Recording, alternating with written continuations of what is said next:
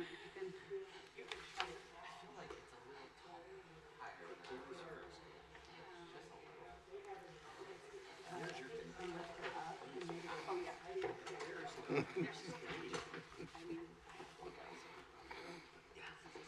you remember when he got so mad at me at the closed sessions? He said, "Mr. Board Member." Good to go. You are sorry. We got the thumbs up from the corner.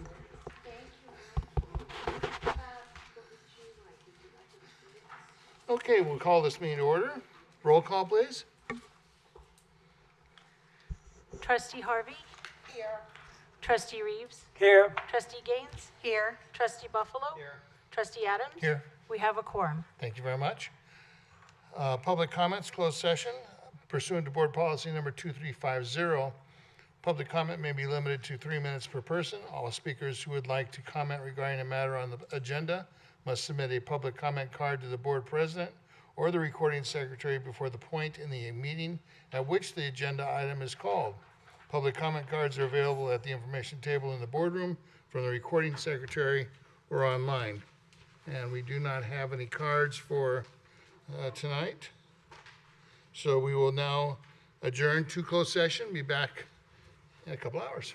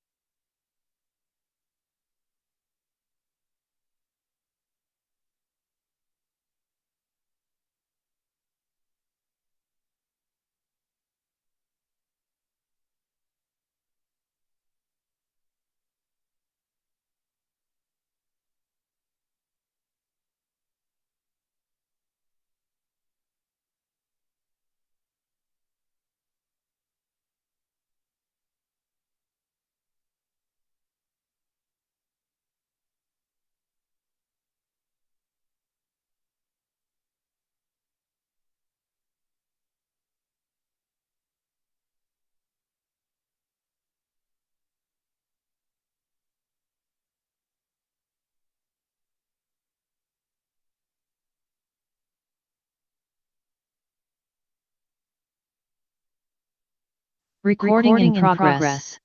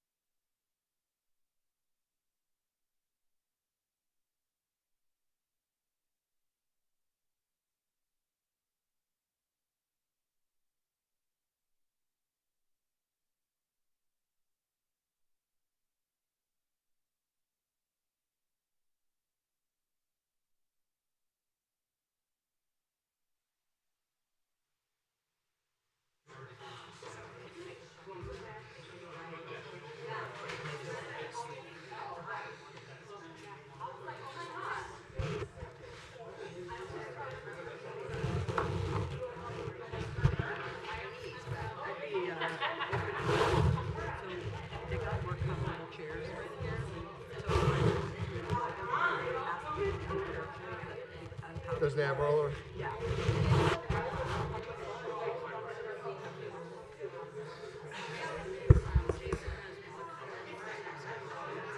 Thank you. Okay. I don't see him in here, but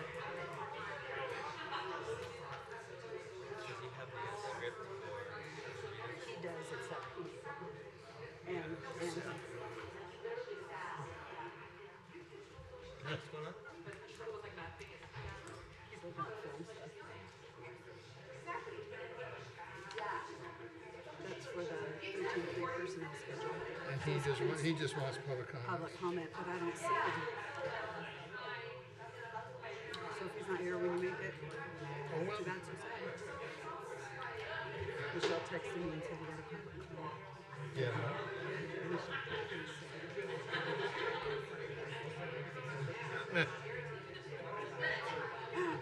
Legitimate question, just saying.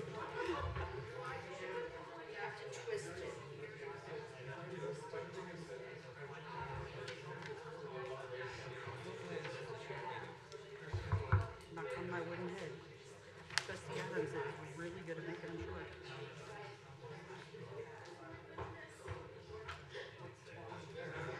Person support for next month as well.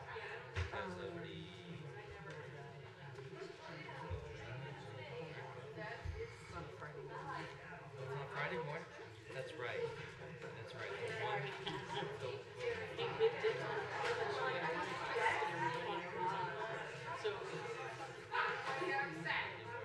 I think the first time, first board meeting I went to was Friday morning.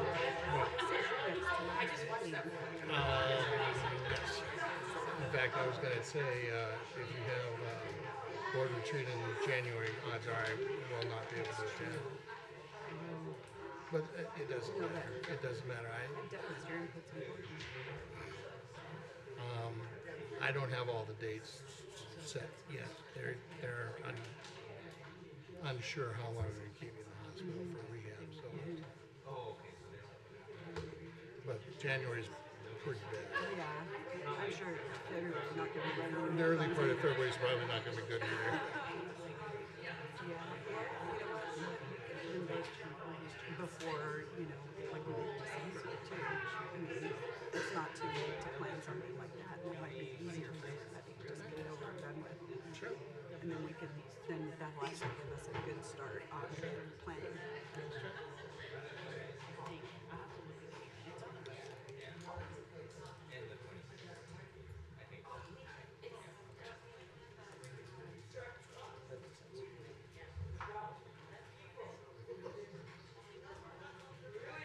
Okay, we can go ahead and reconvene to the public session. Attendance, roll call please. Student trustee Salazar Lara. Here. Trustee Harvey. Here. Trustee Reeves. Here. Trustee Gaines. Here. Trustee Buffalo. Trustee Adams. Here. We have a quorum. Thank you very much. And I'll ask Mr. Buffalo to please lead us to the pledge. Everybody place your hands over your heart, face the flag, and begin with me. I pledge allegiance to the flag of the United States of America and to the republic for which it stands, one nation, under God, indivisible, with liberty and justice for all.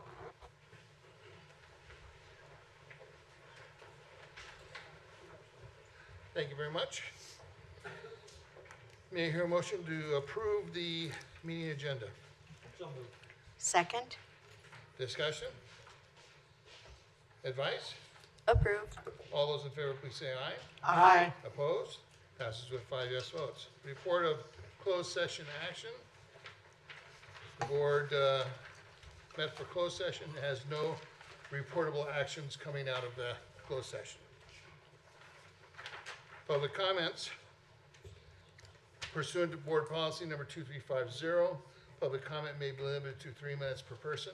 All speakers who would like to comment regarding the matter on the agenda must submit a public comment card to the board president or the recording secretary before the point in the meeting at which the agenda item is called. Public comment cards are available at the information table in the boardroom, from the recording secretary, or online. We do have one public comment card for Eugene Hernandez. Eugene Hernandez, Antelope Valley Green Party. At the last meeting, I was taken aback by the reaction of Dr. Zimmerman when trustee Mike Reeves said, perhaps we need to deal with the homeless crisis by having a homeless conference. And she said, no, I'm taking care of the half dozen of people that she's taking care of. And I thought that was very arrogant and very much against this institution and its purpose of serving the people of the Antelope Valley. You may not know because many of you have an enormous salary, but there's homelessness here. We're having an economic downturn. People have been without food stamps, including myself. And so it's worthwhile to examine that and have experts come in and talk about the situation, because more and more people are becoming homeless because there's no jobs available, and they're not educated for the type of jobs that are available. So it's in your interest to do such a thing. I can remember the previous president who privatized the bookstore, privatized the cafeteria, and who was so unpopular that only his wife showed up for his departure. I hope that there's some kind of sensibility among this board and among the president and among the staff members to entertain such an idea. It's not out of the question to have a homeless conference, to hear from experts, not just Valley Oasis, but other people. But for Dr. Zimmerman just to dismiss it and then to leave the room like, oh, what a pesky idea. It's really ridiculous. It's not enough just to help a few dozen homeless students here on campus. It's opening your arms and your hearts to an economic crisis that is happening with the downturn of this economy. Millions of people were without food stamps. None of you would never know the drain on your resources not to have food stamps for your family. I do. I understand it. It's time that you understand what people are feeling, the working class of Antelope Valley. Open your hearts, open your minds, and develop new strategies to serve the people of the Antelope Valley, not just the elite. Thank you. Thank you. Item 11, clarification. Any comments tonight? Thank you. Item 12, presentations. 12.1, facilities update.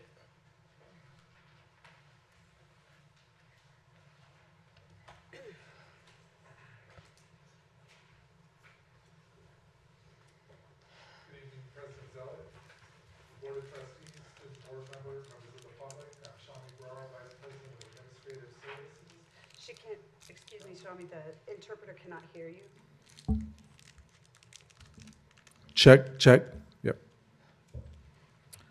Start again. Good evening, President Zeller, Board of Trustees, student board member, members of the public. I'm Shami Brar, Vice President of Administrative Services. I have with me here tonight Ron Benedetti, Director of Capital Projects, and Noe Flores, Director of Facilities Planning, and we'll be providing a construction and facilities update this evening. I'll begin by giving an overview of the Measure AV projects and the Measure AV budget as it stands now. And then I'll let Ron and Noe talk about some of the exciting projects and the work that they've been leading in the facilities department. Before I begin, I want to share some positive news. Last week, Noe Flores and I attended the Community College Facility Coalition, or CCFC, conference. At that conference, AVC Student Services Building won a prestigious award. It was recognized as a winner of the 2025 CCFC Professional Design Award. So congratulations to us all there.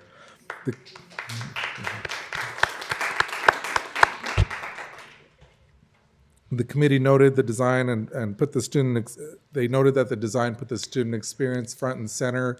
And one of the things they spoke about was the integration of services there, which we all know it's a one-stop shop It's the new face of the AV campus. So it was a great honor to be recognized in front of all the facilities professionals in the state. Moving on to Measure AV projects. We're going to start with projects that have been completed. Shown here, Palmdale Center was completed in March of 2018. Swing Space 1, Campus Security, Sage Hall, which was completed in 2021. The Outdoor Fitness Center was completed in October of 22.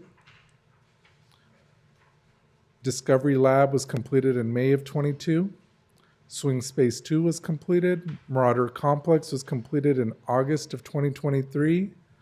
The Student Services Building was completed and occupied in August of 23. And Campus Wayfinding, the main entry, was completed in November of 23. Current projects include the infrastructure and PV relocation project. This project is going to stay open until we're done with all construction with Measure AV.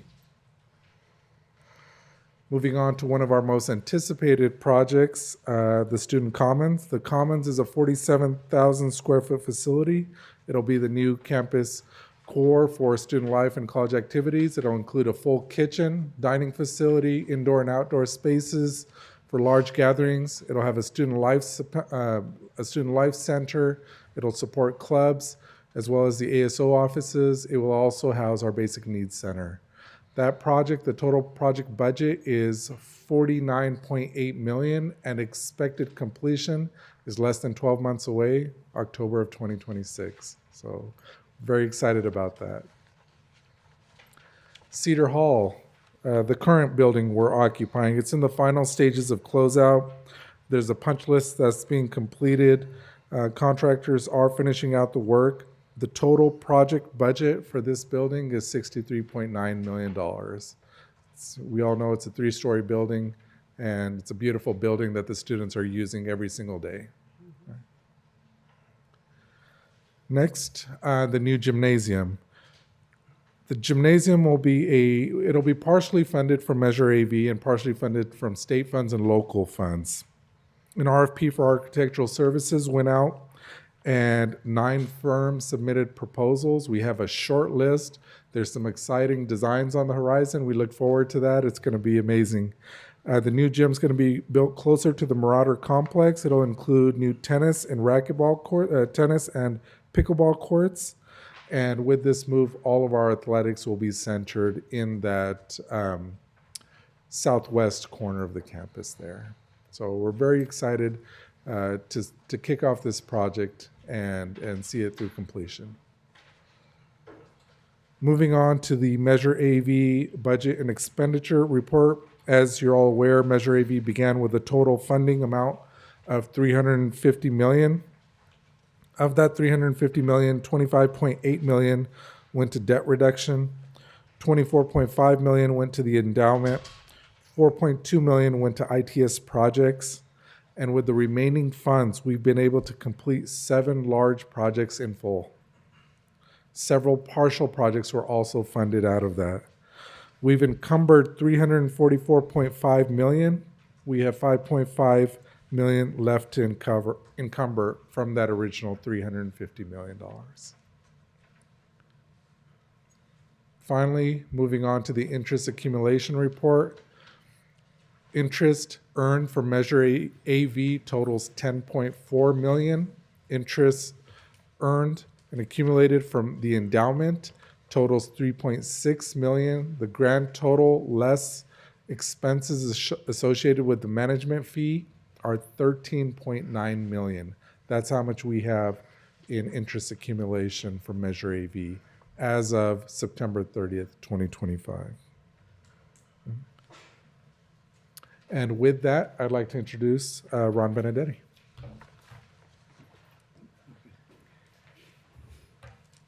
Which one do I push? That one? Got the right button. Okay. Hi, everybody. These projects here are the scheduled maintenance projects that we completed in the last year. We did a locker room remodel in the existing gym where we remodeled the locker room, put new lockers in, and replaced the fixtures in the restrooms so they're ADA compliant. we had the repainting of the campus project, and we repainted multiple buildings throughout the campus, so everything fit in with the new paint scheme. Warehouse signage, we installed new informational and wayfinding signage at the warehouse. We ran power to the new welding trailer so that it could be utilized. The Palmdale Center expansion, we built a new wet and dry lab in the building and a medical office assistant classroom. The library and Mesquite Hall, we did elevator upgrades so that they actually work. The hub and the FA quad exterior upgrades, we did those where we repainted and patched everything. The same thing with Mesquite Hall. And then in Discovery Lab, we completely redid the lab room model 120 because they had a change in what they needed in there and new equipment. So we ran new waste, water, electrical, and air lines. At Fox Field, we're planning an expansion there where we're bringing in a 40 by 60 trailer. 2 modulars from main campus here are going to go over there so that we can now try and get all of the airframe and the structures classes in one spot so that we can consolidate everything and make it easier for the students. We're in the process, we're in DSA right now with getting those drawings and stuff done. In addition to our Foxfield expansion, we're also looking at upgrades to our landscaping and the addition of a shade structure at our CDC facility. The landscaping project implements our design standards for landscaping across campus, and this continues our existing landscaping that we've seen here at Cedar Hall, the Hub, Mesquite Hall Student Services, and will then transfer it to follow through the heart of our campus, meaning that the landscaping upgrades will be taking place on the west sides of the library, the gymnasium, lecture hall, and Sage Hall. This project is currently in the bidding process. In addition to that, we are also adding a shade structure to the CDC building to cover the playground to be able to keep our students away from the harsh summer suns. This project, an architectural firm was awarded, and we are currently in the design process. We're also in the bidding process for the freestanding screen and monument letters. The freestanding screen and monument letters repurposes our old existing AVC letters that were on the south side of student services, as you can see in the picture there, and repurposes the freestanding screens on the fire lane between TE1, TE2, and Uhazy Hall. This freestanding screen will then sit on the adjacent side, or the west side of the lecture hall and Sage Hall, tying in the remainder of our landscaping and our design standards campus-wide.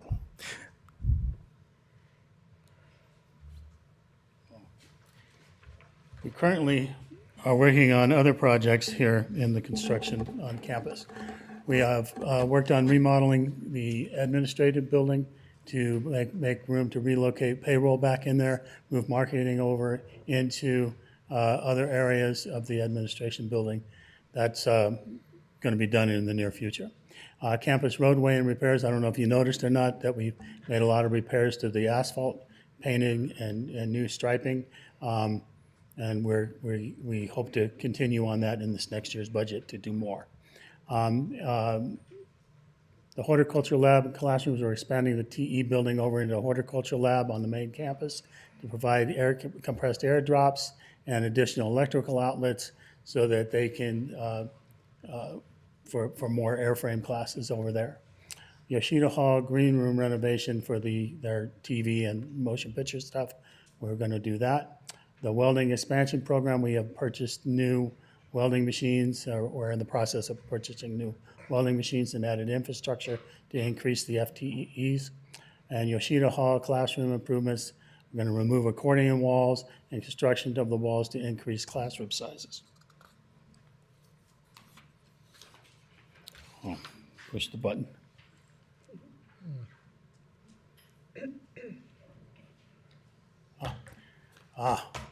My favorite project, swing gates. We are putting them in, okay, so that I can keep cars out of the interior structure of the campus, and so that we can, if there is a problem, we can cordon areas off. Creation of a recording studio in FA3, we are in the process of getting those prices. Palmdale Tech retrofit. This project is currently in design and going through DSA right now. The CDC building improvements, we made improvements at CDC because of the issues that happened over there. We provided new flooring, new cabinets, fresh coats of paint, and they're getting ready to reopen soon. Huh? It's got it completely. Yeah, we gutted it completely and redid it all. We have been awarded a grant from AVAQMD of about $600,000. So we are working on getting electrical vehicle chargers, more of them on campus. And then we are working on putting a new Verizon cell tower on campus over on the northeast side of campus. In addition to the planning and the construction aspect, our facility services personnel have been very, very busy throughout the years. And as can be reflected within the work order system, through calendar year 22 to 23, we saw a 6.44% increase in work orders. Calendar year 22 to 23, we saw a 24% increase in work orders. And 24 to 25, to date, we've seen a 4% increase over from the year 2024. We are digesting the additional data to be able to understand, what is driving that. But also, it also shows the staff have been busy at work. So, questions, comments? Questions or comments from the board? Ms. Gaines? Yes, thank you for that presentation, lots of information. A couple of my comments, I'm just seeking clarity. I think I know the answer already. First one I want to ask about is the Marauder Complex. I'm not sure where I got this from, but a few years ago, I'm pretty sure it was implied that there would be an area in that complex for visiting teams, like at halftime of football games, that they could go there and also be able to have their, do what visiting teams do. And I was told that it does not exist. I'm just kind of curious, was I dreaming that or what happened? No, you were not dreaming. Thank you. There, at the time when it was built, there were two locker rooms. One had lockers in it. One didn't have lockers in it. That one room was deemed that they wanted the visiting teams to walk to the old gym, and that room was converted into a weight room. That's what they asked for, that athletics. May I just ask who's they? Ben Ben Partee. Partee. Ben Partee, yes. To who? Ben Partee. Ben Partee, the athletics director, time. previously, asked for that change. And for future reference, in the gymnasium build, as some of the things that are in the Marauder Complex are being repurposed into the new building, there will be a new field house kind of complex there, so there will be a proper locker room for away teams. Thank you. Mr. Reeves? I have Go ahead. a couple more. Thank you, Michael. Let's talk about the commons. We talk a lot about it being the place for students and for the community. And I love that. I really, really do. I also thought in the commons there would be a food court. If we're going to ask students to gather there in between classes, whether it's an hour and a half, is there even going to be like a coffee, something, an area there where students can get what they would like, or do we just expect them to sit there? So it definitely, the facilities are there for a full food court. Coffee is planned there. Right now, what we don't have is the agreements in place with outside vendors. We have it set to be an internal service, meaning our own AVC staffed. Part of that is because of COVID in the past, the difficulty in getting vendors to even come on campus. We've tried to bring coffee carts a few times, but with the enrollment with COVID, we weren't successful. We think once we have this new building, it'll be a different story. Now, getting vendors to come in today in our old cafeteria, you can imagine the challenge that's there. And so that's why we really want to hold off until the commons was built to have those conversations. And you can understand my concern, Shami, because if, until it's built, well, are we building it in the design phase? Is it going to be designed to accommodate certain vendors to come in? Otherwise, how do we expect them to come in if we don't have 5 or 6 spaces for these outside vendors to come in and Sure. provide our students? When we only use our inside people, no disrespect, no disrespect. We are not affording our students choice. I've always been an advocate for them to have choice. Maybe they want this or that or this. At least it's there for them to make that decision. Sure. Trustee Gaines, we're in the preliminary stages of construction right now. We haven't outfitted that area. That area is not constructed. We will meet with the president and get further direction from President Zealot and explore those options. Okay. One last question, Michael. I promise it'll be quick. Our plane, where are we going to finally place the plane? Currently, the plane is in the auto lab. The hope or the dream is that this plane can be in one of our future buildings, right? Now, that would be contingent upon a bond offering and the construction of new buildings. Another option was, if we were not to go down that route, on the north end of campus next to Discovery Lab, there's a pad there. It's a beautiful pad for such a place, and it kind of aligns with the purpose of our CTE programs. So that's a place that's been considered, but our dream was to have it housed within a building where we could showcase it. And Trustee Gaines, to address your concern about our plane, we really do intend to have it restored. And as we begin to explore the costs and the logistics around that, I anticipate that the plane will be either off in another site or somehow in a space where it's being restored before it gets placed, wherever it gets placed on campus. Mr. Reeves? I want to congratulate you, Mr. Vice President, on paving and striping the roads throughout the campus. It's really nice to drive. Thank you, Trustee Reeves. Thank you. Yeah, you've done a good job on that. I have a couple of questions. On the gym and athletic complex, how are we paying for the design of it? You're having it designed The now? design, we were awarded over just over $24 million from the state as part of the 25-26 Budget Act. AVC was actually mentioned as one of the projects that the state was partially funding for a new gymnasium. So 24 point,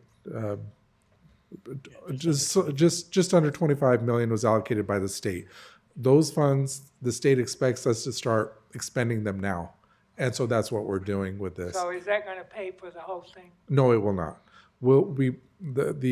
Currently the plan is to utilize that 24 plus million in addition to some of the interest earnings that we have for Measure AV, and then go out for local financing for any balance that'll remain after that. Oh, local financing meaning what?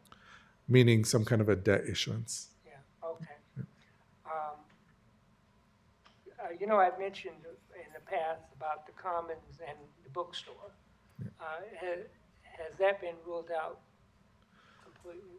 Bookstore in the Commons? A bookstore in the Commons, there would not be space in the Commons for a bookstore without taking up our banquet space. Actually, that's the only space that remains, and the district is in need of a large meeting space. We currently don't have a space that'll house a large gathering. Well, we have an auditorium, don't we? Yeah, but it's auditorium style seating, limited to 300 seats. Well, how many would the seating? 5. I believe it's 500 plus. Yeah. Okay. President Zealot, some conversation with me, mentioned there was some old bungalows on campus that you were going to take out. Did those get removed? They're the modulars that we have all the way on the north end. They have not been removed yet. but they were donated to the district, and so in turn we're donating them to other public agencies that have a need for them. They have not yet been removed. Yeah, Oh, okay, they're gonna be moved. yeah. How about the administration building? You know, it's been flooded a couple times. Is it ready for the winter, administration building? It is ready, and these gentlemen have done a fine job. The entire facilities department's done a fine job. I want to make sure we give credit to our classified staff as well. After the last event, we, with President Zealot's direction and guidance, we entered into contracts, preventative maintenance contracts for several of our buildings, making sure that our roofs are serviced and repaired prior to any rain events. So we continue those service agreements. They come out there, they've checked them. It took a few tries. I look over at Lisa because her office was one of the ones that continued to be flooding.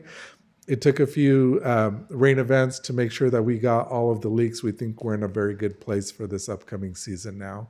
But that's a contract. Those are contracts that we continue, we plan on continuing to make sure that our buildings are always ready for future events. And instead of waiting for it to rain, waiting for it to leak, and then calling in repair companies and repair services to address those leaks, we're being very proactive in that process now.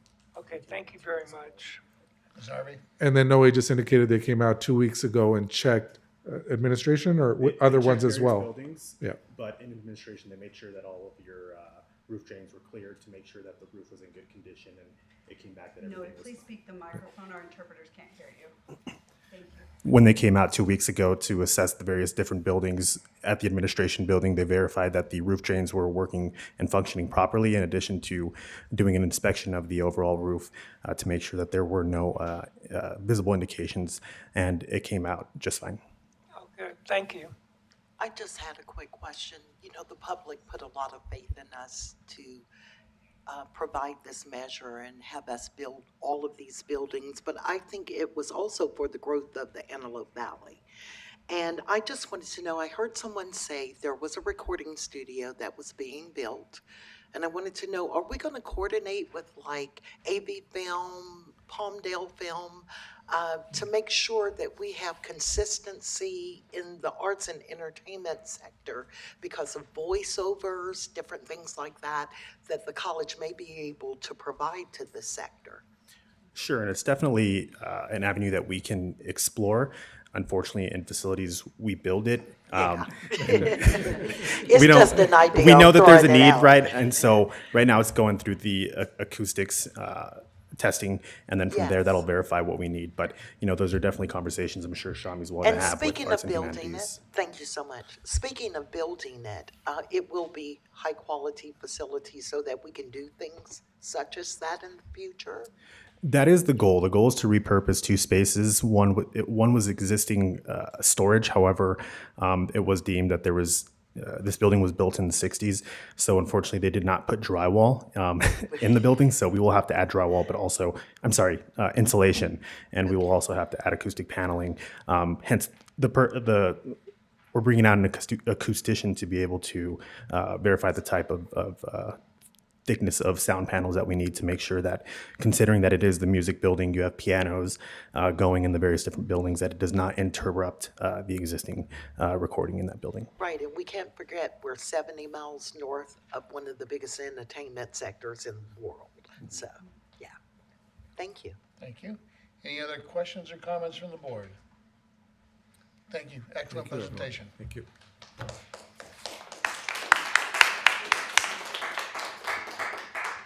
Item 12.2, Veterans Resource Center update.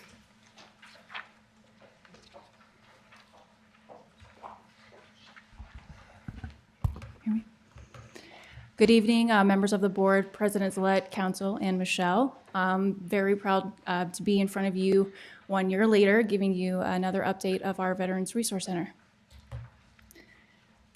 My name is Ashley Chavez. I am the Veteran Program Coordinator as well as a Navy veteran. Our team consists of myself and 4 student workers, as well as 2 adjunct academic counselors that serve our students every Monday, Tuesday, and Thursday inside of the Veterans Resource Center.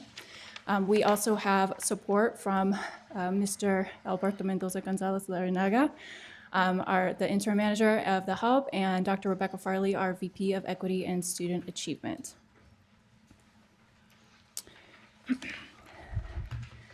We currently serve 297 students for the fall 2025 semester. Again, we offer a variety of services in a USO-style type of environment to assist in the success of our student, veteran, and military-related population. We offer assistance with federal and state VA education benefits. We give referrals for homeless solutions and emergency aid that are outside of AVC's scope. We offer a safe space for students with PTSD and/or anxiety. We have a computer lab for our students to use, refreshments with a lounge area, and specialized events throughout the year as well. We do partner with we do have a lot of community members that come into the Veterans Resource Center and speak with our students and network. Every Monday and Wednesday, we host Michael Ecke from VPAN, the Veteran Peer Access Network, partner with SSVF, the Supportive Services for Veteran Families, as well as MHA-LA.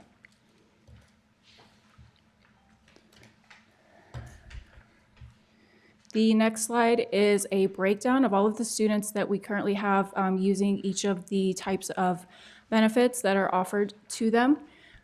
We are seeing a slight increase in our active duty GI Bill. It was being phased out a few years ago.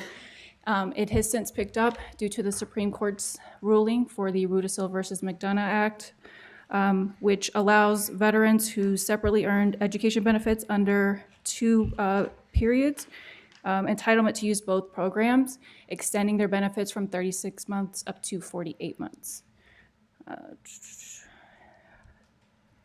So 242, that does have an asterisk beside it because that number is not static. We receive requests for certifications every day, and we are very, very proud to serve all of our veteran population. I do want to highlight, though, at this point last year, we were at 288 students, so 297, I believe that's a 7% growth that we've seen so far.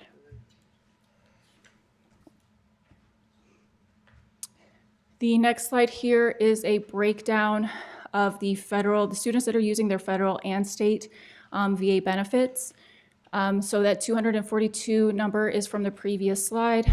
The Calvet tuition fee waiver is a state VA benefit that is offered to all veteran dependent spouses and children. That is a mirror image of the California Promise Grant, so it does pay for tuition and fees. So again, if they don't qualify for the Promise Grant, they could possibly qualify for the Calvet tuition fee waiver because the veteran only has to be rated 0 to 100% in order for them to qualify for that. So adding up those 2 numbers, taking out for duplicates, because some of our Calvet students also use the Chapter 35 benefits, which is the dependent GI Bill benefit. That's where we get the 297 current students.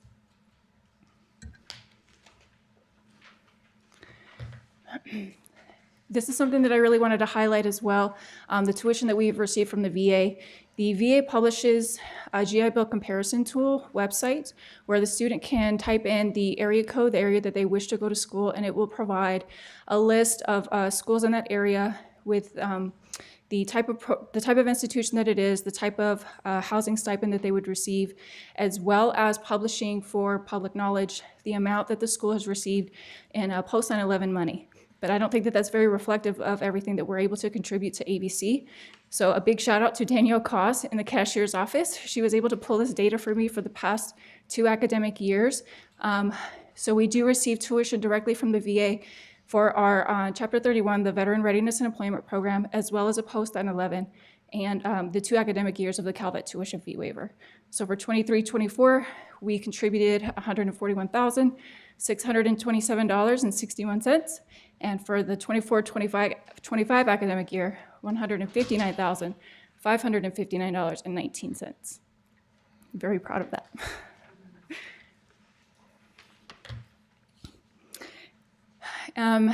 Just this past August, literally 1 week before the semester began, the VA tapped our office for a compliance survey.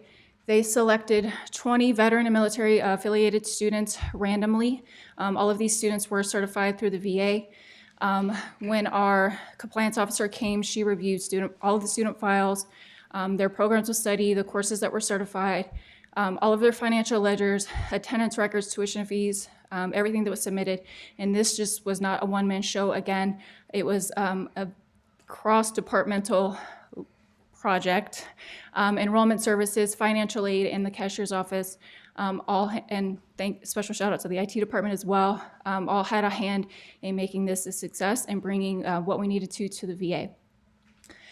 3 non-VA students were randomly selected for comparison to make sure that we are applying the same rules to our non-VA students that we are applying to our VA students. And through those findings, what we've done in the VRC is we're implementing those recommendations to refine their key procedures and to enhance our efficiency and compliance as well. My favorite part. So this is a list of all of our fall events thus far. The first and second day of school, we were able to hold welcome back breakfast. So we had some breakfast burritos, breakfast sandwiches for the students on the first day of school. We offered campus maps. We had student workers on standby to help guide them to their classes if they were unfamiliar where to go. I believe we served about 30 to 40 students both days, so that was amazing. Our Patriot Day ceremony was held on September 11th. A handful of VRC volunteers and other people that were just walking by helped us place the 2,977 American flags in the admin lawn to represent each victim of that day. The Little Rock High School Army JROTC presented the colors, and we also received a proclamation from the city of Lancaster from Councilwoman Lauren Hughes Leslie as well. On October 7th, we hosted the Latin Student Veteran Voices panel where 3 of our Hispanic students participated. They spoke about their backgrounds, reasons for joining the military, and how their identity was shaped and continued to be shaped inside and outside, both as a veteran student, as a military member and as a veteran student at AVC. And I do apologize for not having pictures for these last 2 events because they just recently happened. The AV Military Ball was just this past Saturday. Mr. Reeves, we missed your presence there, but President Zillett, we appreciate your support. The Veterans Resource Center purchased a Operation 30 sponsorship, which purchased 10 tickets for the ball. It also was able to donate 5 tuxes and dresses for 5 of our veteran students.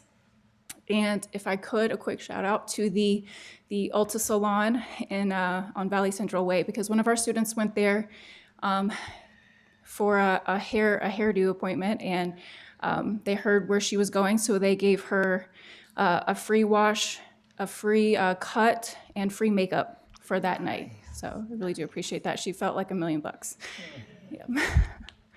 And today we had our Veterans Day resource fair. It's a little bit different from what we've done in the past. We had a lot of resources come in. So we had our Veteran Service Officer, Keith Neeson. He was able to meet with students, talk about their CalVet tuition fee waivers, talk about any claims that they have in process. We opened up our academic counseling for those 3 hours for walk-in appointments for a lot of new students. We had a lot of new students in today. And then also Michael Ecke was there for VPAN. He was able to meet with those students and connect them with any resources that they might need. And also Erin Trainer from the AV Career Center, she stopped by to speak with our students about what our Career Center offers. And then Madison Crawford, she is CSUB's, our Antelope Valley campus's veteran resource center's representative as well. So she stopped by and was handing out a lot of information for CSUB AV.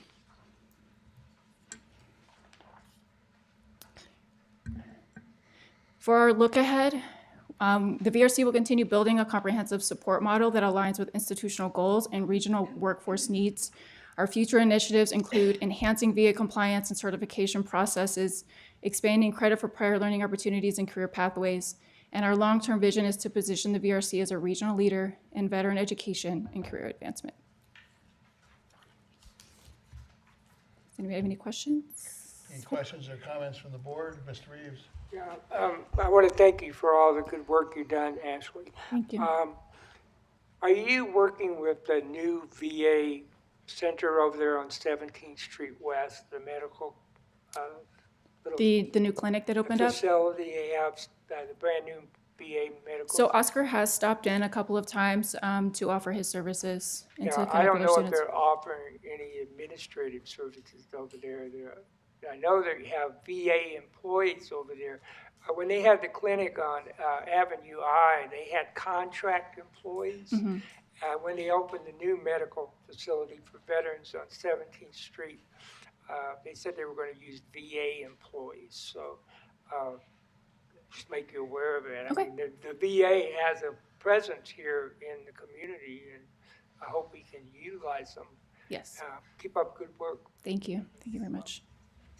Any other questions or comments from the board?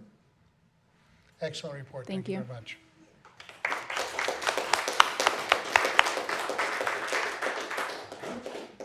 Moving on to the consent agenda. May I hear a motion to approve the consent agenda?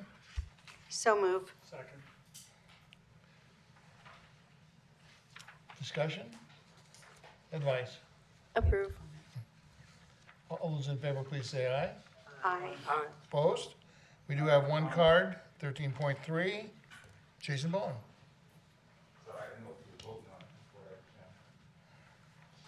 Give my remarks. Forgive me, I will have to depart following sharing my remarks.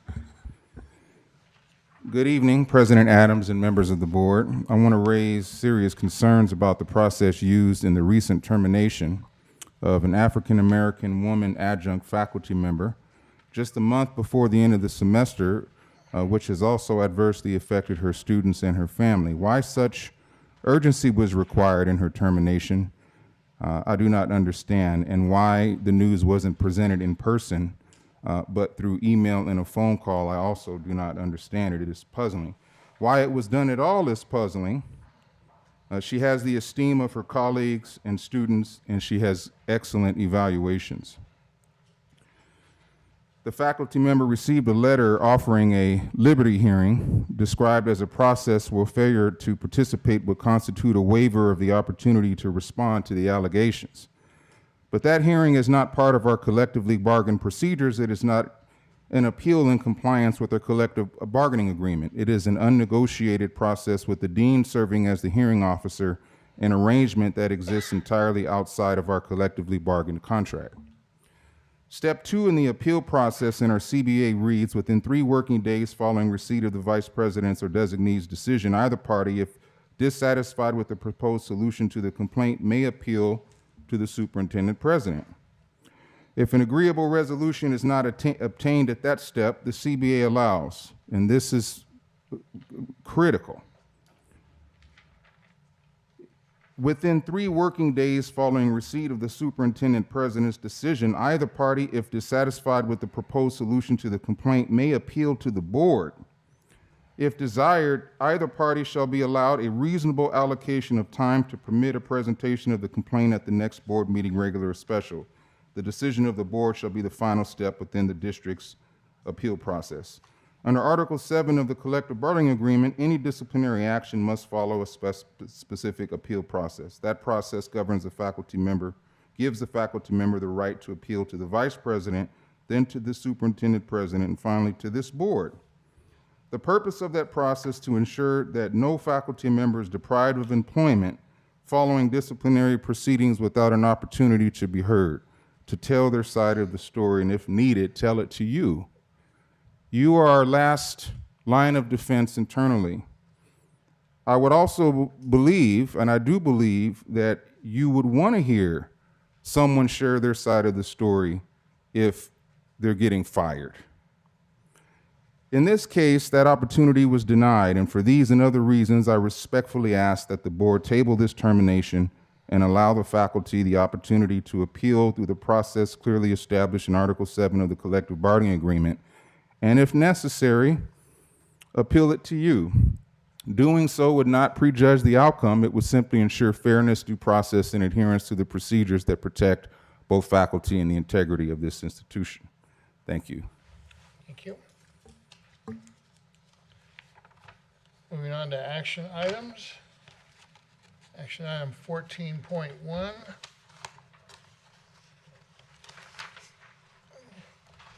I have a, before or after? I have a announcement to read prior to moving on to 14.1. There is a motion to approve an employment agreement with Dr. Jennifer Zealot for the Superintendent President of the Antelope Valley Community College District. The effective date of the proposed employment agreement will be July 1st, 2025. Trustee We'll have a Adams. rolling 3-year term. Trustee Adams. Yes. That can be read right before the motion. If there is a motion to approve, that could be read right before that. That was the intended purpose. Okay. It should go right before any motion to approve.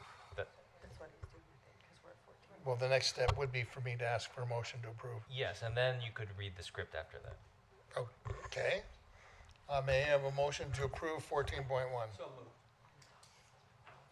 Second. Thank you. And now we're in discussion. The effective date of the proposed employment agreement will be July 1st, 2025, and we'll have a rolling 3-year term. Upon every successful evaluation of the superintendent president, an additional year will be added to the term unless the district's board provides notice not to extend the term of the employment agreement. The annual salary under the contract will be set to the then existing salary table as may be amended.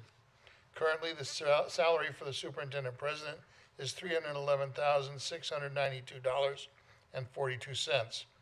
The board also retains the ability to adjust the salary. In addition to the annual salary, the district will provide an annual $12,000 as deferred compensation to a qualifying 403B or 457 deferred compensation plan of Dr. Zealot's choosing, as well as an annual doctoral stipend of $1,800. The proposed employment agreement allows for a reimbursement of up to $15,000 per year for all necessary and reasonable business expenses incurred by Dr. Zealot on behalf of the district, and up to $500 per month for all business miles traveled within the district service area as a reimbursement for use of Dr. Zealot's personal vehicle. Under the proposed employment agreement also requires the district to pay for Dr. Zealot's membership fees for professional organizations. The proposed employment agreement also provides for health and welfare benefits, including medical, dental, vision, and life insurance benefits provided to all 12-month educational administrators. I do have a motion and a second on the table. Is there any further discussion? Yes. Go ahead. I am not confident in the advisement relative to this contract, so I will not be supporting it. Any further discussion? Advice? Approve. All those in favor, please say aye. Aye. Oppose? Me. That passes with a 4-1 vote, negative vote by Michelle Harvey. Item 14.2, approval of Associated Student Organization operating budget for 2025-2026. May I hear a motion? So moved. Second. Discussion? Advice? Approve. All those in favor, please say aye. Aye. Opposed? Passes with 5 yes votes. Item 14.3, approval of the 2025-2028 Student Equity Plan, and I'll ask Dr. Farley to introduce this item.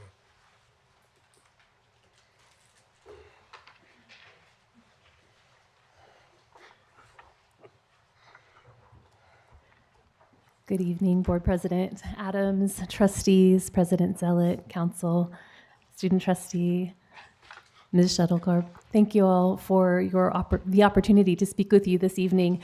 We have been on I am Dr. Rebecca Farley, Vice President of Equity and Student Achievement, and I have with me my colleagues, Alberto Mendoza Gonzalez Larinaga, who is the Hub Manager, and Dr. Svetlana de Plazas, who is our Dean of Institutional Research and the Library.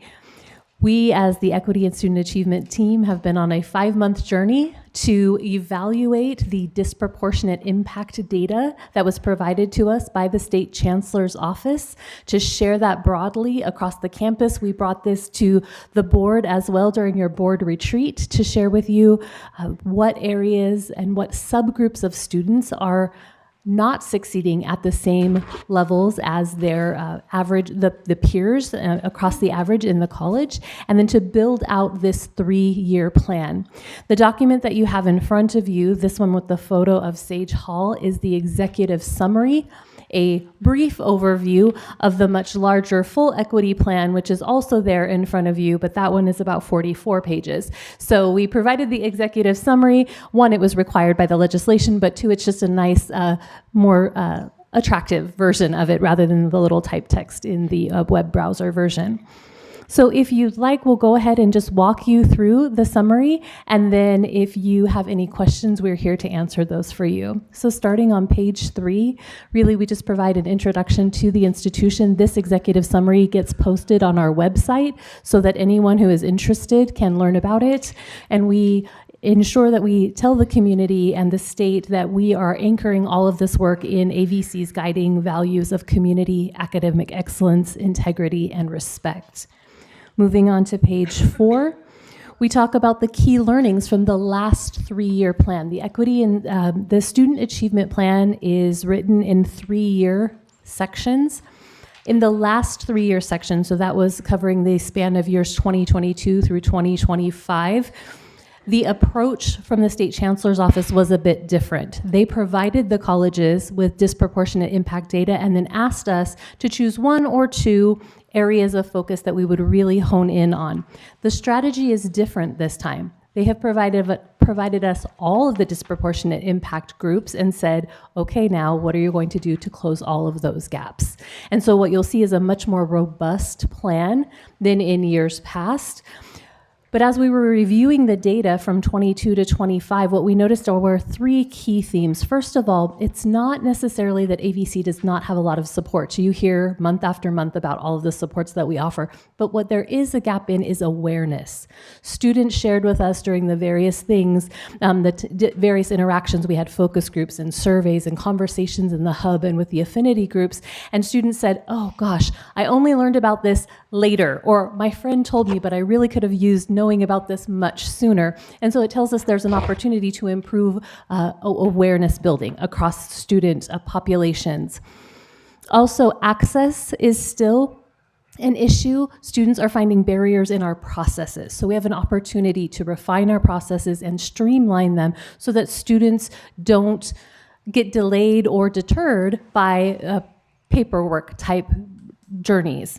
And then also support, really making sure that students feel loved and supported and seen and valued. Students told us over and over again, when I come to X place on campus or Y place on campus or in this affinity group space, I feel seen and loved and I thrive there. And I wish all of my experiences everywhere I go on campus felt like that. And so really that is our goal. That's what you'll see embodied in the plan that we've written. If you look at page 5, then we talk about the engagement highlights. The legislation says we must engage the full campus community, and so we went on a very large journey to meet with committee groups and focus groups. We brought in our Achieving the Dream coaches to facilitate focus group conversations with us. We sent out surveys. We tagged the leads of the different programs that are involved in this to share on shared documents to gather their insights, what was working, what wasn't, how can we refine and set up this new 3-year set of work in a way that would be most effective. So this is the highlight on page 5, but if you turn to page 15, it gives you a detailed month by month look at all the different stops we made to make sure that the campus really understood the data and could contribute meaningfully to the development of this plan. If you turn to page 6, then what you see is an outline of the disproportionately impacted student groups, and there are many. There are 5 areas of equity metrics that we are tracking, and that is the same as it was in the previous plans. These are identified by the State Chancellor's Office, and we see them in your board priorities as well. We're focusing on enrollment, persistence, transfer level math and English success, completion of a degree or certificate, and transfer to a 4-year institution. On this side of the page here on page 6, then what you see are the different disproportionately impacted groups identified by the State Chancellor's Office using our data, saying these are the student groups where we have gaps and they need to be closed. And so some of them we only have 2, others we have as many as 7 groups. A consistent group, though, that we see throughout every single area is our male population. We see males disproportionately impacted across every indicator, as well as the completion of comprehensive education plans, which really is a starting point for us in the journey. So we have a lot of work to do to focus on engaging our male population and supporting them all the way through and beyond their time here at AVC. The next section, starting on page 7, is a section that also was required in the plan. They wanted us to spell out, and this has been true, but I think it's more pronounced in this version than it has been in previous versions. They wanted us to speak to the race-conscious framework that we're using, and they provided us with some guidance. Here are the things they'd like us to think about, and so we've talked about that. And so the highlights there, really starting at the bottom of 7, is we commit to an unapologetic focus on racial equity. We're not just focusing on other things like first generation and gender, although those are also equity gaps. We want to squarely focus on racial equity as well. We will have bold and intentional action towards closing those racial equity gaps. We will have discretion in decision making and resource allocation to ensure that every penny spent is toward the purpose of closing equity gaps on our campus. We will have a budget alignment with equity goals, institutional capacity building, and measuring what matters, meaning technical and data infrastructure, to make sure that we know where those dollars are going and that they're being effectively utilized for the purpose they're intended to serve. Page 9 then. What we see is the plan review process, the schedule and accountability matrix, when and to whom we'll be reporting progress over the course of the next 3 years of implementing this plan. Page 10 talks about plan continuity, and page 11 really does call out, this is not new work. This really is just an alignment and a framework showing how all of the pieces that already exist work together. Vision 2030 from the State Chancellor's Office, your board priorities for our work, our AVC Serves Plan, and the Equity and Student Achievement Strategic Plan. Moving on to page 12 and 13. That is a high-level overview of the strategies that are outlined in the plan based on the, or categorized by the 5 equity indicators, starting with enrollment and going all the way to transfer. And then you see the budget on page 14. Now, this budget is a reflection of what was the past 3 years. So where did those dollars go by object code in the last 3 years? You might say, why does it look like column 2 with the 22 to 23 budget? That looks like we had a larger allocation and then it was smaller the next and the smaller the next year. It actually was not getting smaller. The first 2 columns of data show that we had an extra large carryover amount that was sitting there, starting in 22, 23, and probably years prior to that as well. But we've done our due diligence. Our actual annual allocation is about $6.4 million. So we're spending now right in alignment with the allocation that we're getting. We just needed to spend down some dollars that had not yet been spent in those years showing 22, 23, and 23, 24. What I will call your attention to is that a significant amount of money of this plan is spent on salaries. And so really to do the equity work that we've outlined in the plan, we are going to be focusing on efficiencies. How can we be most efficient, most effective in achieving the equity work we have in front of us? And then appendices A, that is that detailed calendar of the work of bringing the campus together to build this plan.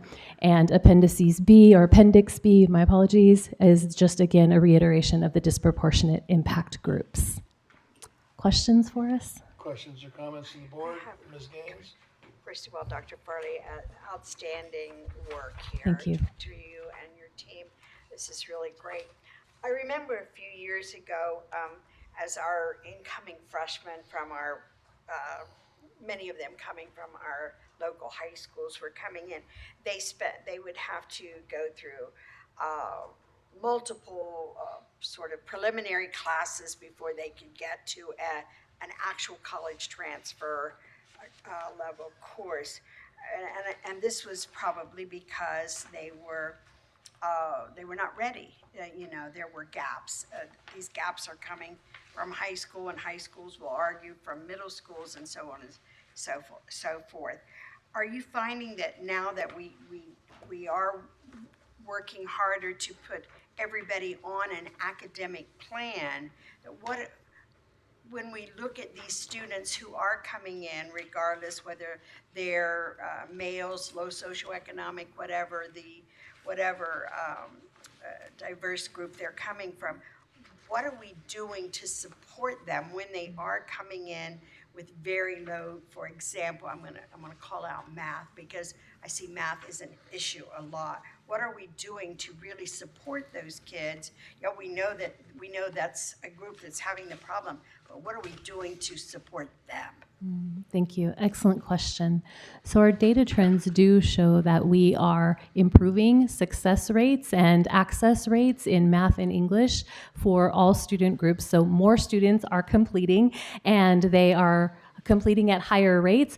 The success rates, though, are just not where we want them yet. And so strategies that we have put in place, our faculty have worked very hard to redesign curriculum, to build non-credit support classes, summer bridge opportunities.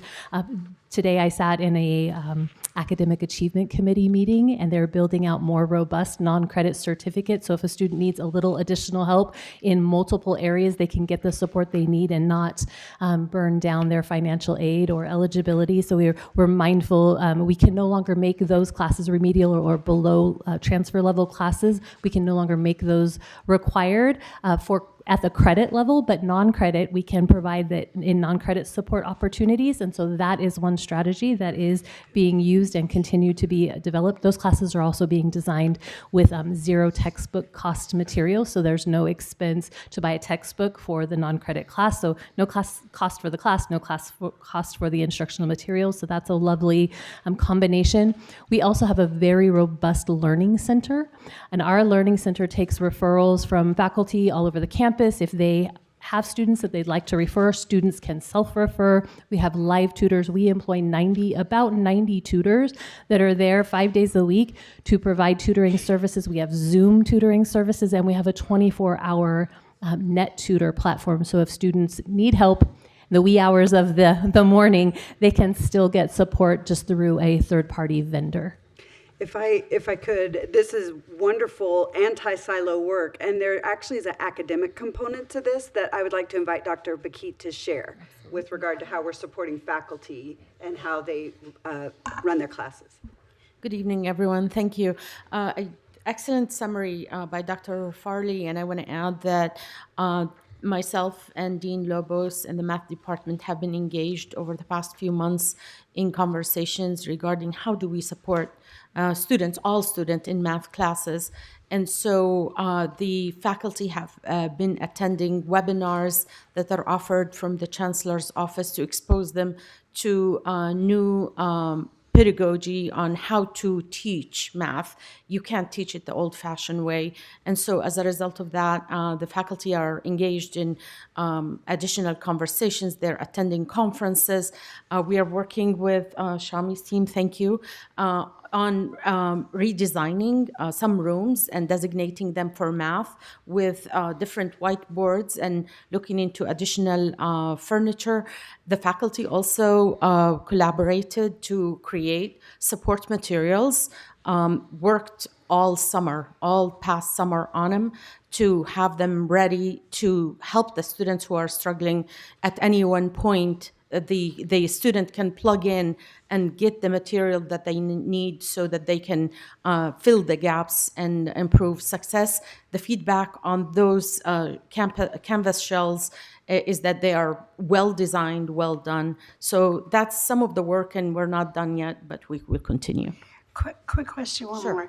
Do you think it might, and maybe you're doing it and I'm just not aware, do you think it might help if we did some vertical alignment with the math teachers at the high schools so they know what the expectation is at Antelope Valley Community College or any other community college where we would like our math students to come in? I think that might help, and I think they would enjoy being Yeah, able to. I know it will help. And there are some on an individual level between some faculty and some teachers.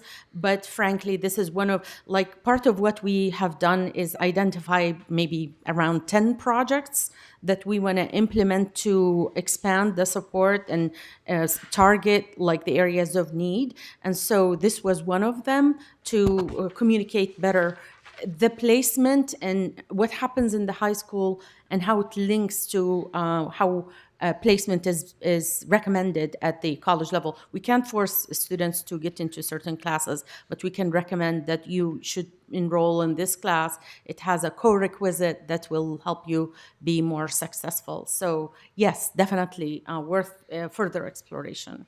Thank you for the suggestion. Mr. Reeves? Vice President Farley, I know you put a lot of work in this report. And if it was my decision, I would send it back to you and have you redo it. Because you're all over the place in this report. And you quote things, you don't document what you say. We don't know who's saying or what they said. It goes on and on. You talk about access on page 4. Often students find the AVC application orientation registration process complaint. Wait a minute, we just put up a building over here where you can go all the way down the line. How complicated is that? Yeah, but we still have problems according to this report.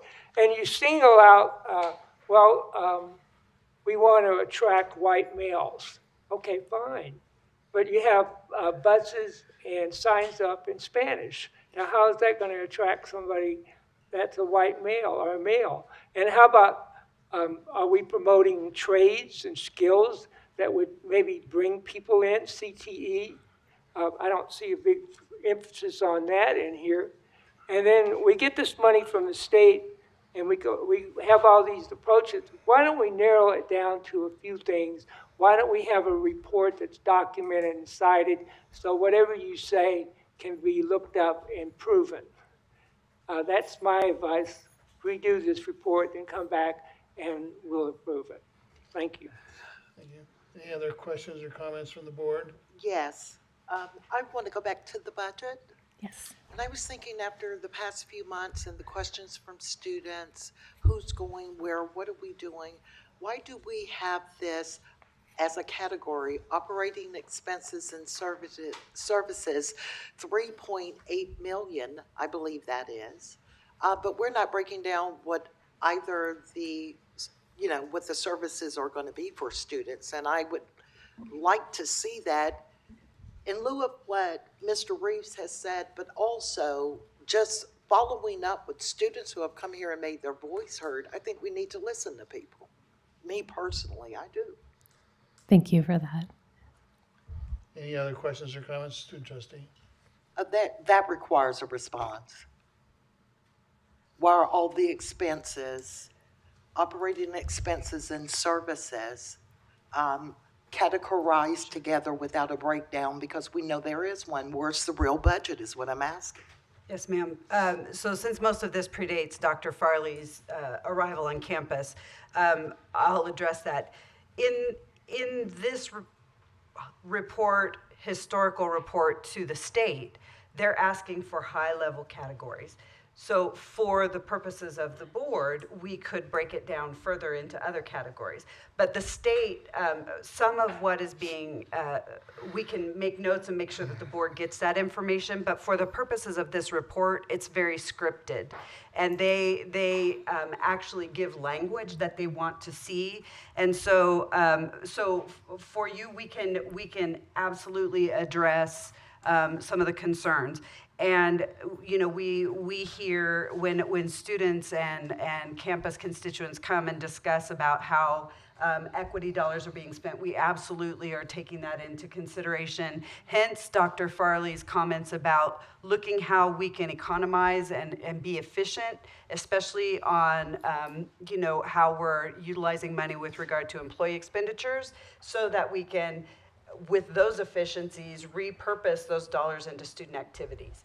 Because that's been the thing that maybe in the past has not been as transparent as could be. So our intention is to absolutely answer those questions and be transparent.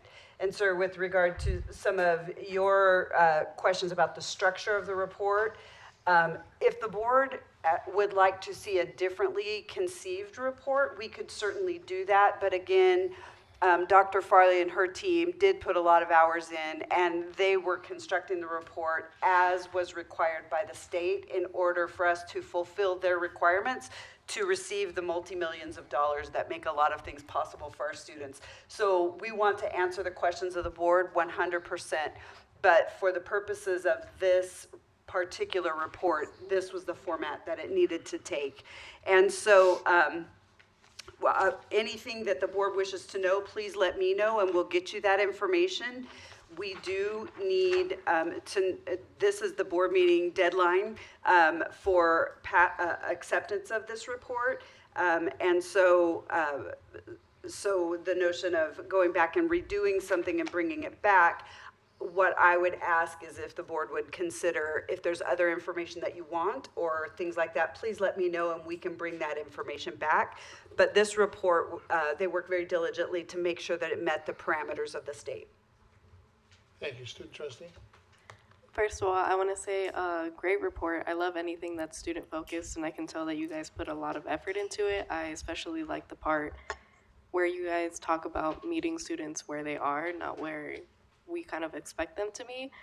So I guess like I have a comment and then a question. I noticed that all of our resources are mainly in English, except for like kind of the Dreamer Center. And if you go on the AVC website, there's options to translate everything from like English to Spanish to French and everything. So I was just wondering if you guys were open to having the resources that are in the hub, like the flyers and everything, in Spanish. And then I also had a question regarding the town hall discussions. Underneath where it says participants and audience, I just wanted to ask, what is, it just says leadership, and I wanted to ask, is a town hall only like for employees, or are students able to join in on that too? So the President's Town Hall, I'm sorry, I don't know who the invitation goes to. I know it goes to all employees. Does it also go to all students? Right now, it goes to all employees. If students, we could certainly send it to students if they wish to join. Sometimes the matters that are discussed are kind of employee-centric, and so what we could also do is likewise have a town hall for students that is student-centric. Mm-hmm. And yes, absolutely, we can have all the flyers translated into Spanish. We'll work on that. Thank you. Thank you. Thank you. Any other questions or comments? Yes, Mr. Reeves. Mr. President. Under the prior administration, there were many times where it was brought up to the board that we have a deadline on this and we have to approve it. Now, that kind of attitude is not acceptable. It's not approved until the board approves it. And if you feel that you're going to be cutting corners and it's going to be close, you should submit this stuff before us so we can have comment about it. We can rectify it, and then we approve it. I'm not going to approve anything because there's a deadline, and I don't like the report. Thank you. Thank you. Any other questions or comments? Thank you very much. Thank Excellent you. presentation, thorough report. Thank you.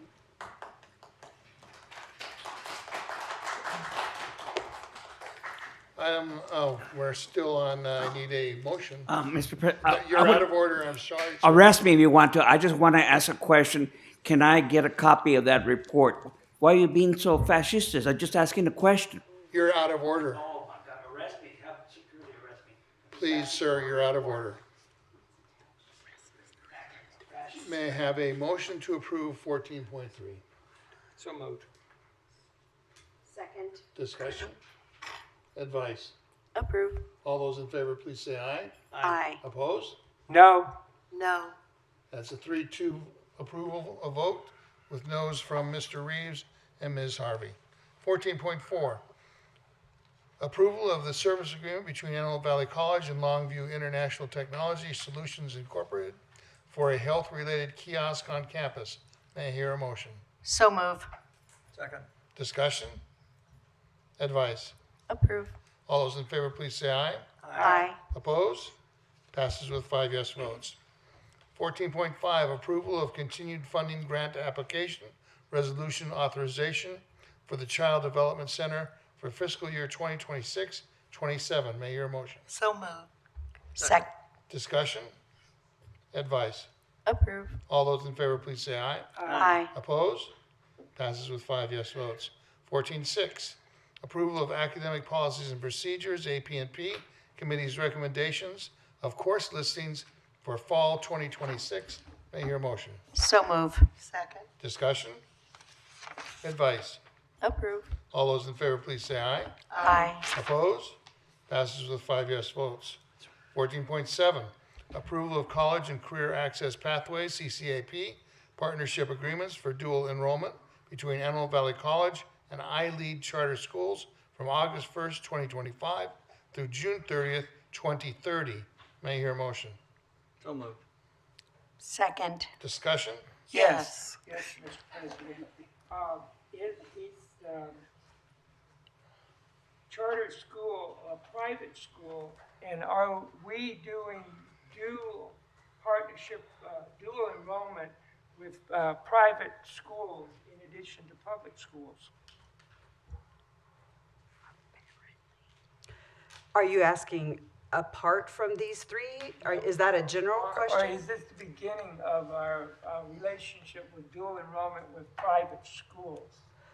We will offer dual enrollment to institutions who want to partner with us. This is a early on-ramp into college and a way to ensure that our students continue on. Oh, I just had a comment, President Adams.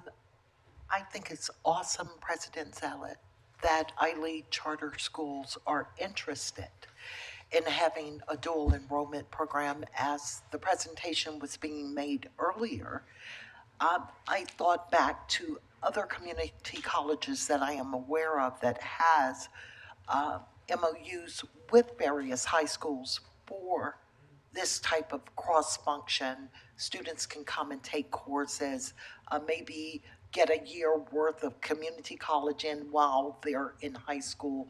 These are things that really benefit students. So I just wanted to say I'm really proud to see us doing this. Thank you. Any other discussion? Advice? Approve. All those in favor, please say aye. Aye. Opposed? Passes with 5 yes votes. 14.8, approval to enter into a memorandum of understanding between Antelope Valley College and County of Los Angeles Contractors Department for Human Resources, LA County DHR, to establish a collaborative partnership focused on career development. May I hear a motion? So moved. Second. Discussion? Advice? Approve. All those in favor, please say aye. Aye. Opposed? Passes with 5 yes votes. Item 14.9, approval of the 25-26 athletic spring schedules for men's and women's sports. May I hear a motion? So moved. Second. Discussion? Advice? Approve. All those in favor, please say aye. Aye. Opposed? Passes with 5 yes votes. Item 14.10, approval of memorandum of understanding between Antelope Valley College and Citrus Community College District for the spring 2026 study abroad program. May I hear a motion? So move. Second. Discussion? Advice? Approve. All those in favor, please say aye. Aye. Opposed? Passes with 5 yes votes. Item 14.11, approval to utilize the Foundation for California Community Colleges Administrative Services Agreement with W.W. Granger Incorporated for the purchase of welders. May I hear a motion? So move. Second. Discussion? Advice? Approve. All those in favor, please say aye. Aye. Opposed? Passes with 5 yes votes. 1412, approval of district instruction agreement between Antelope Valley Community College District on behalf of extended learning and workforce development and empower generations. May I hear a motion? So moved. Second. Discussion? Advice? Approve. All those in favor, please say aye. Aye. Opposed? Passes with 5 yes votes. 1413, approval of budget increase for services agreement between Antelope Valley College and Accessible Information Management, AIM. May I hear a motion? So moved. Second. Discussion? Advice? Approve. All those in favor, please say aye. Aye. Opposed? Passes with 5 yes votes. 1414, approval to utilize the California Multiple Award Schedule, CMAS, with NE Systems Incorporated for information technology services and purchases. May I hear a motion? So move.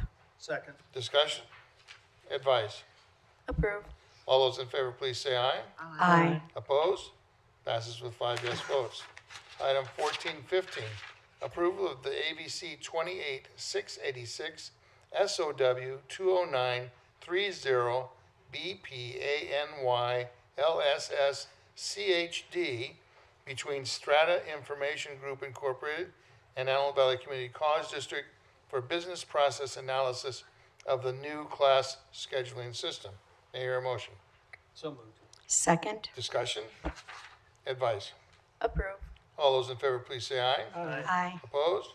Passes with 5 yes votes. 1416, approval to utilize the Foundation for California Community Colleges Cooperative Agreement with the Lucian Company, LP, for degree works. May I hear a motion? So moved. Second. Discussion? Advice? Approve. All those in favor, please say aye. Aye. Opposed? Passes with 5 yes votes. Item 1417, approval to award RFP AVC 2025-2026-3 for vending services. May I hear a motion? So move. Second. Discussion? Advice? Approve. All those in favor, please say aye. Aye. Opposed? Passes with 5 yes votes. Item 1418, approval of project assignment agreement, PAA, with Rawlings Mechanical Corporation for the emergency fire main line leak repair located in the quad area between Uhazy Hall, Enterprise Lab, Horticultural Lab, and Auto Lab. May I hear a motion? So moved. Second. Discussion? Advice? Approve. All those in favor, please say aye. Aye. Opposed? Passes with 5 yes votes. Item 1419, approval of resolution number 2526/07, authorizing district staff to procure elevator repair services directly from TK Elevator Corporation. May I hear a motion? So moved. Second. Discussion? Advice? Approve. All those in favor, please say aye. Aye. Opposed? Passes with 5 yes votes. Item 1420, approval of amendment number 2 to the field contract for services between Antelope Valley Community College and AquaServe Engineers Incorporated for the cooling towers water treatment. May I hear a motion? So moved. Second. Discussion? Advice? Approve. All those in favor, please say aye. Aye. Opposed? Passes with 5 yes votes. 1421, approval of project assignment amendment, PAA, revision number 1 for Beacons Moving Solutions Incorporated for Child Development Center, CDC, Move Project 24-008 with unrestricted general funds. May I hear a motion? So moved. Second. Discussion? Advice? Approve. All those in favor, please say aye. Aye. Opposed? Passes with 5 yes votes. Item 1422, approval of amendment number 1 to service agreement between Antelope Valley College and Forensic Analytical Consulting Services Incorporated for the Hub and Children Development Center mold assessment with catastrophic events funds. May I hear a motion? So moved. Second. Discussion? Advice? Approve. All those in favor, please say aye. Aye. Opposed? Passes with 5 yes votes. Item 1423, approval of final notice of completion and resolution of acceptance on award bid AVC 2024-2025-7 for campus-wide roadway repairs and resurfacing to T&G Construction Services Incorporated with scheduled maintenance bond and district funds. May I hear a motion? So moved. Second. Discussion? Advice? Approve. All those in favor, please say aye. Aye. Opposed? Passes with 5 yes votes. With the board's indulgence, I will combine 1424 and 1425 as they both deal with major AV funds. May I hear a motion? So moved. Second. Discussion? Advice? Approve. All those in favor, please say aye. Aye. Opposed? That passes with 5 yes votes. 15 information items, 15.1, 2025 Annual Campus Safety and Security Report. You have that in your packets, and please review that at your convenience. Item 16, reports and announcements. Academic Senate is not here tonight. Antelope Valley College Federation of Teachers is not here tonight. Oh, you've got it? Okay. Thank you.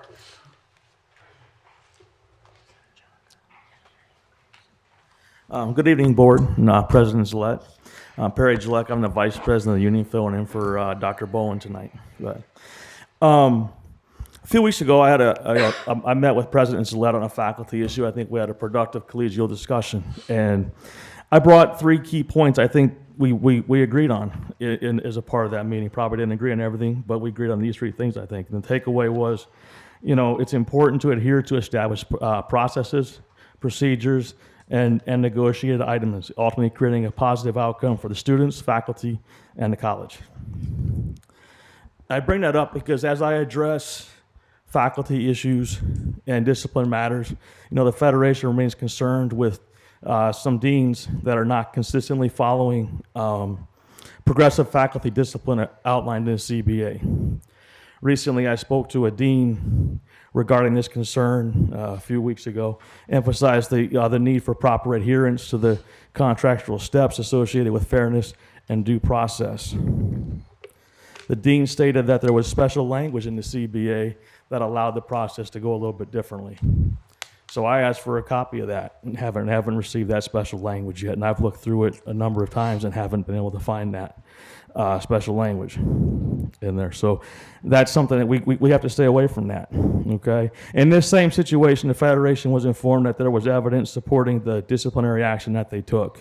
Yet none of that evidence has been provided in multiple requests.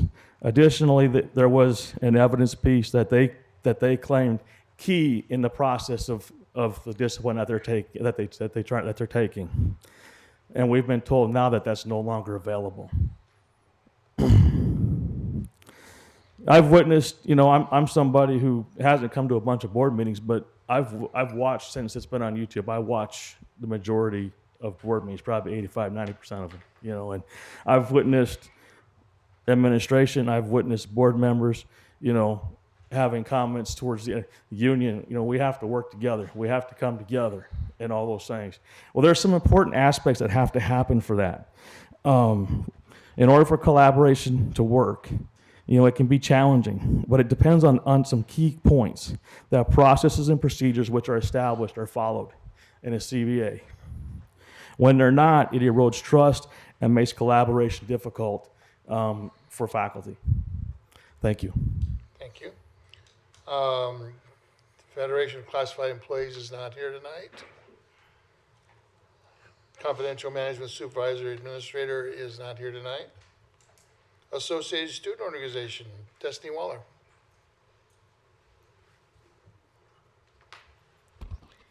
Good evening, trustees, president, zealot, and guests. To start, ASO held our annual School Night Bites event coinciding with Trunk or Treat on October 28th from 4 to 7 p.m. in La E1. We had an amazing turnout from both the clubs and community. Everyone went all out, decorating their trunks and wearing their spooky costumes. It was truly a fun event to attend.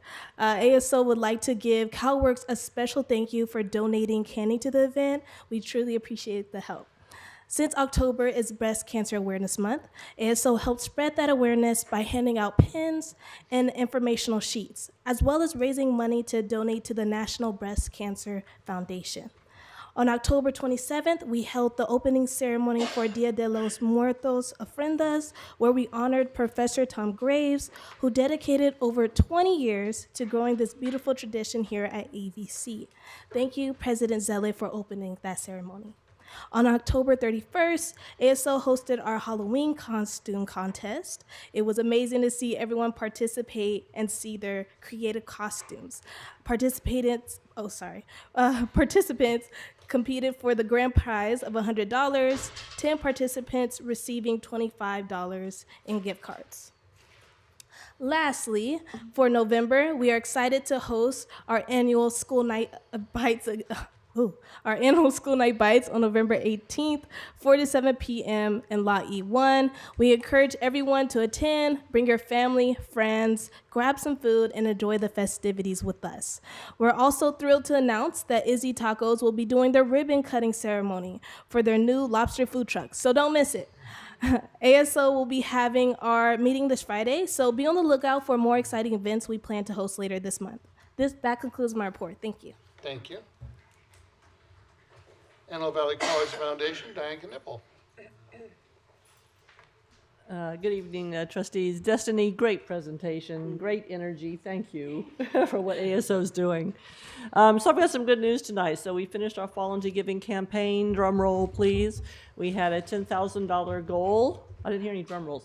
There we go. We exceeded our goal to $17,730. Woo-hoo-hoo-hoo-hoo. So I want to thank anybody listening and any of you who have participated. Thank you for your contributions, outside donors, internal donors, a couple new payrolls as well. We did have Guardian Capital as a matching donor and another private anonymous donor for another match as well because we were going over the limit. So thanks for that. And then other good drum roll one more time. Here we go. Okay. So because our investments are making good money, we were able to have quite a large amount of faculty grant money available this year. So I'm proud to say that through a very selective process, we are giving 7 different faculty members a total of $193,000 and $700 or $300 or so dollars. Woo! Never been done before to that level. It's $60,000 more than last year. The largest one from that is $139,000 for our newly established and coming up soon paramedic certificate program. So we'll be buying mannequins, IV equipment, all kinds of stuff. Ed Aguilar, who is the leader of that, is just beyond excited. Every time he sees me, he hugs me. So we've had a great fall coming into the holiday. So I just want to wish everybody a great upcoming holiday season in November and December. Any questions? Thanks. Thank you. And I would like to advise the board that we will be giving out 4 scholarships, $400 or $500 scholarships this coming year for a total of $2,000, which brings us to almost $6,000 in scholarships that the board has given out to students since we started this unique program because, again, no other community college has a board-sponsored scholarship program, and we continue to lead the way. So thank you. Office of Superintendent President, Dr. Dezellett. Thank you, sir. Before I begin my prepared remarks, Professor Jellick, I want to thank you for the meeting that we had. I agree with you. I think it was very collegial and productive, and I hope that we have many more. Thank you for that. I also want to thank Destiny, James, and Joseph. You all offer me hope. You are very engaged students. You come just about every month. I have seen you all here and your leaders on campus and your engagement. It's a shining example of how people really invest and make good change. So thank you, and I want you to know that we see your effort. In amongst all of your homework and all of those things, you're here. So thank you very much.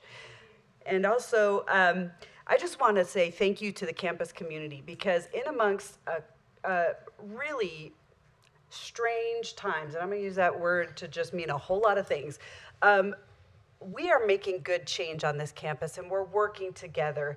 And I appreciate that the board pushes us to be better all the time because our students deserve for us never to settle for how good we are right now. Our students deserve for us to be better all the time and know that that's our desire as a campus. And I appreciate the faculty, classified professionals, and administrators that I have the privilege of serving who diligently every day come to work, sleeves rolled up, just digging in for the sake of our students. Thank you very much. So having said that, I want to start now, by wishing the Marines a happy 250th birthday. 250 years, and then closely follow that with gratitude for the service rendered by all of our veterans and active duty military personnel. Without you and your acts of selflessness, we would not enjoy the privileges that we have. On behalf of the AVC community, we offer heartfelt thanks for your bravery and sacrifices that ensure our freedoms. We live in the home of the free because of the brave.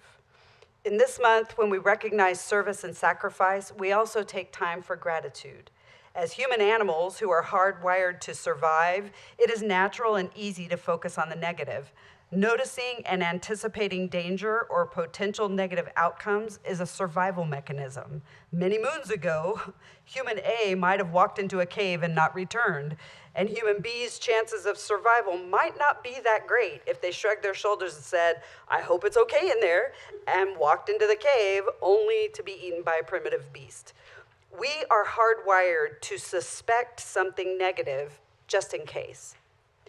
Given this wiring, cultivating a mindset of gratitude and thankfulness has to be intentional. We must actively direct ourselves to adopt a way of thinking that involves noticing and appreciating the good things in our lives. So how can we accomplish this? Easy first. Express thanks to others. Saying thank you improves relationships, creates a more positive environment, keeps us focused on the good things happening around us. 2, reframe negative thoughts. Challenge your mind's tendency to focus on the negative by intentionally seeking the positive in a situation. For example, rather than focusing on all of the reasons I could be stressed about work, I celebrate the fact that I have a job that grants me the privilege and opportunity to make good change in people's lives. 3, find joy in the present. Practice mindfulness to appreciate the beauty around you. Have you stopped to notice how gorgeous our campus is during the fall? The new landscaping and buildings have transformed our working environment into something beautiful.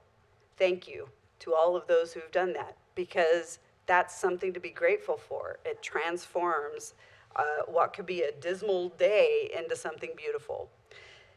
And last, though we could keep adding to the list, have an "it's a wonderful life" moment.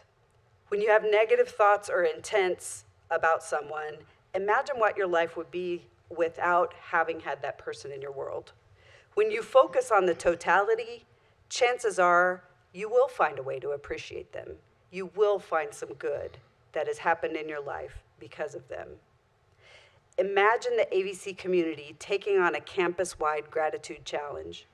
When we look for and live in positivity, we are happier, more peaceful, have enhanced resilience, and relationships are improved. For the rest of this year, I challenge all who are part of this community to set our intentions toward gratitude. Begin each day with a deep breath and a recitation of thankfulness, flipping challenges into opportunities, turning conflicts into improvements. As we do so, serving in unity will be less an aspiration and more our actuality. Thank you, and have a wonderful Thanksgiving month. Thank you. Board of Trustees, comments. Student trustee. In addition to President Zealot's message about gratitude, I just want to express my gratitude for everyone that comes to the board meetings. They can be a little tedious sometimes, lengthy, but we all really appreciate you guys coming out, and especially the people who prepare the presentations. Thank you for Equity, for Facilities, and for the Veterans Resource Center for coming today and presenting. Thank you to everyone who will present in the future and everyone who has presented in the past. Thank you. Thank you. Ms. Harvey? Yes, I would like to say happy Thanksgiving to all of our community. The holidays have really rolled up on us very quickly, but I know we won't be here for that, and I would like everyone to have a really safe and happy holiday. Thank you. Mr. Reed? First of all, I want to wish all the veterans happy Veterans Day. Freedom isn't free, and a lot of people have paid with their lives for us to be here today, so God bless them all. Happy Thanksgiving Day to everybody. It's coming up this month. The next meeting is going to be December 12th in the morning, at which time we will elect a new slate of officers for the board. And I want to take this opportunity to thank President Mike Adams for the great job he's done as president during the past year.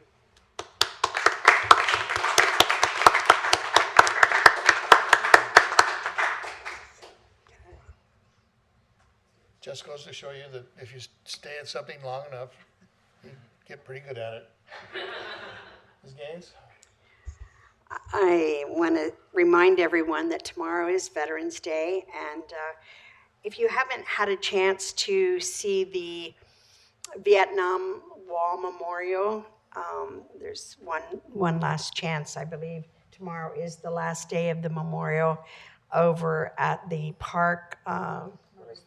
Marie Kerr, yeah. Marie Kerr Park. When you go see it, I forgot just how big it actually is. And it's quite a memorial and definitely worth visiting. So if you have nothing better to do tomorrow, I recommend you go by there and pay tribute to all those veterans. I also want to just say thank you to everyone who spoke this evening and presented. It's always very interesting thinking back over the years and listening. I see so much growth and improvement that this college has accomplished, and it's just wonderful to see. And I'll just close by wishing everyone a happy Thanksgiving. Mr. Buffalo? A couple of things. I was down at LPAC about 3 or 4 weeks ago, and it was kind of interesting because some people talked to me about the college, and they asked me to pass it along, and I said I would. They miss the musical. These are theater people, and they remember the musicals, and they're saying, what is going on with that? So I said, I'm on it. I can't sing. I can't dance, but we have people on campus who can, which is really cool. So I'm hoping we do get something done, because that was a great program for us for many, many, many years. And I'm talking about going back into like 1966, 65, and back then. And congratulations to the football team. They had a pretty good season. I kind of thought the bowl game thing was kind of dumb, I have to say. We're going to play San Bernardino again, seriously? We can't do better than that?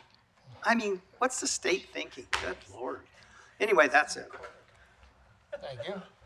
Our next board meeting, as Mr. Reeves mentioned, is December 12th, and we will be starting in the morning. And I believe 8 o'clock closed session, 9 o'clock open session. Okay. Thank you very much. We are adjourned.